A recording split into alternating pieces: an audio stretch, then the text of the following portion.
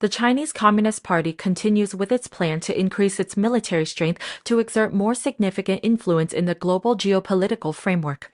In June 2022, the largest Chinese-built warship, the Fujian aircraft carrier, was launched.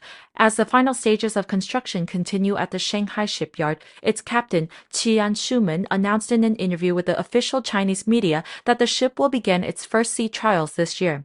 The centennial date, which will come in 2027, was cited by CCP leader Xi Jinping as a goal for meeting his Navy modernization targets. The announcement comes at a time of high tension in the Taiwan Strait. This third aircraft carrier is expected to play a decisive role in plans for intimidation or a possible invasion of the island of Taiwan by Chinese military forces. The Fujian is an aircraft carrier entirely built in China. It is powered by conventional diesel power to move its 80,000 tons. It has an estimated runway length of about 328 yards or 300 meters and a width of about 44 feet. It is 50% larger than the other two aircraft carriers in China. Its dimensions bring it close to the 100,000-ton U.S. Nimitz-class ships. The Chinese aircraft carriers Liaoning and Shandong are based on Soviet-era technology. They use a ski jump launch system in which aircraft take off from a ramp. The Fujian uses an electromagnetic catapult system for takeoff, an innovative technology found only on the most modern American aircraft carrier, the USS Gerald Ford. Still, China has a long way to go to match the U.S. Navy in numbers and technology. The U.S. fleet has 11 aircraft carriers, most of them nuclear-powered, giving them a range and operational range many times greater than diesel-powered ones.